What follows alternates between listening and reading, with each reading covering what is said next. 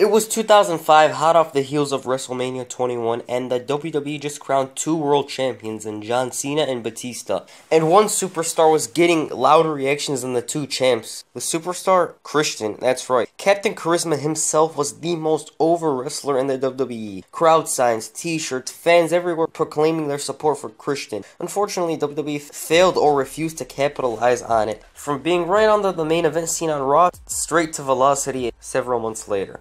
In this video, I explain why Christian left WWE in 2005. I'd say the rise of Christian started at Survivor Series 2004. Why Survivor Series? Well, that was when he debuted his new entrance song, Just Close Your Eyes. And this was around the time when he started wearing the jumpsuit to the ring. Anyways, at the Royal Rumble, Christian engaged in a rap battle against John Cena, teasing a future feud between the two.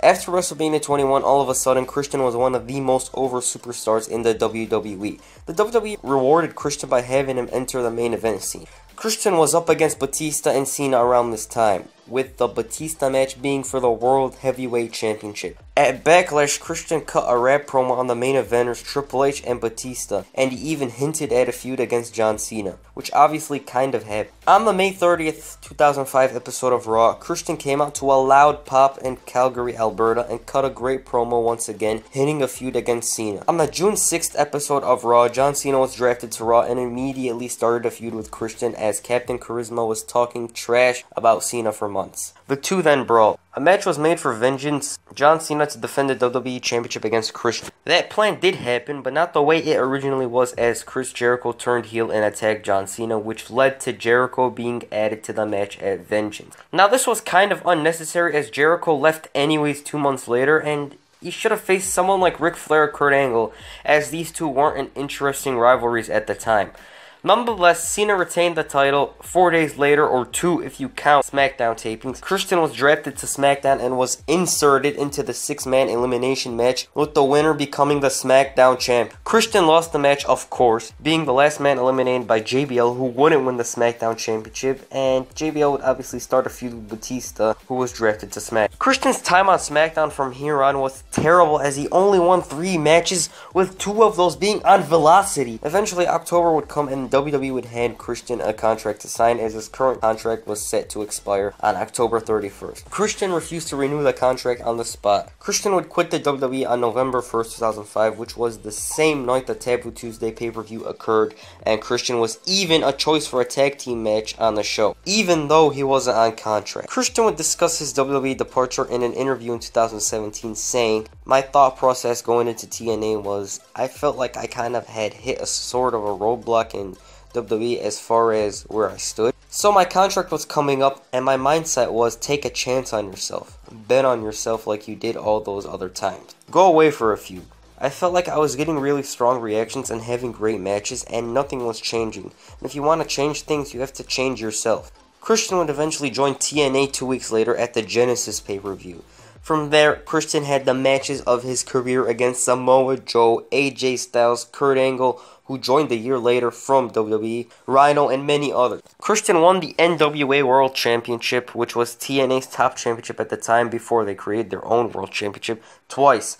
Christian showed he could be the face of a company during his time in TNA. The Instant Classic was one of the best wrestlers in the world in 2007. That was absolutely one of the best years for Christian. It's a shame that WWE didn't see much in Christian, even though he had the ability to cut promos, wrestle, had the look, even though McMahon probably disagrees with that assessment, was funny at times. And eventually in late 2008, rumors circulated that Christian was going to sign with WWE when his TNA contract expired. In a storyline, the Main Event Mafia heard that the Instant Classic was going to WWE, and they attacked him. The next month in the WWE, Jeff Hardy started getting into these weird accidents, and the culprit was going to be Christian, but those plans got leaked, and instead it was Matt Hardy. On his time in TNA, Christian said, and I quote, "They gave me an amazing opportunity at TNA.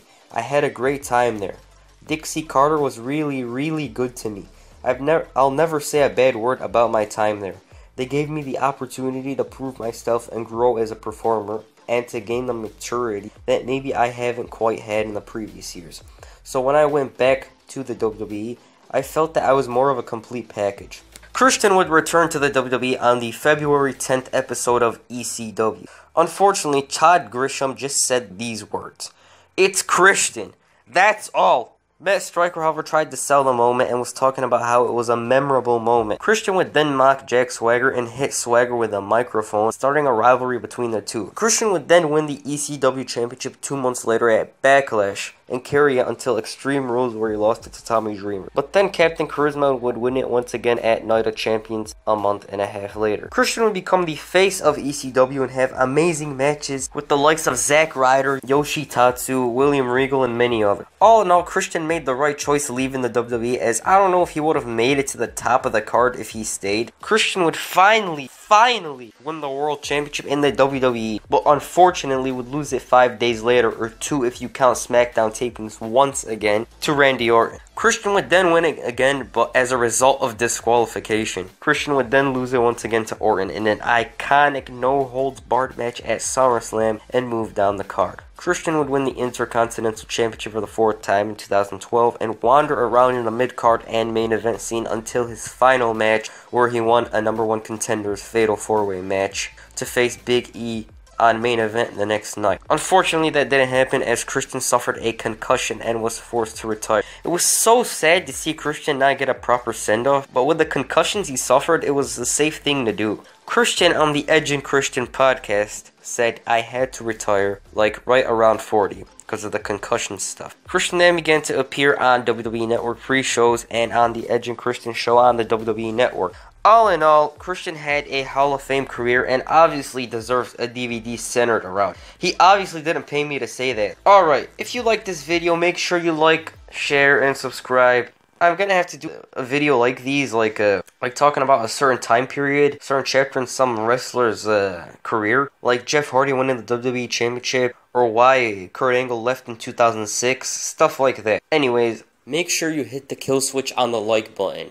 I gotta wrap this video up. Thanks.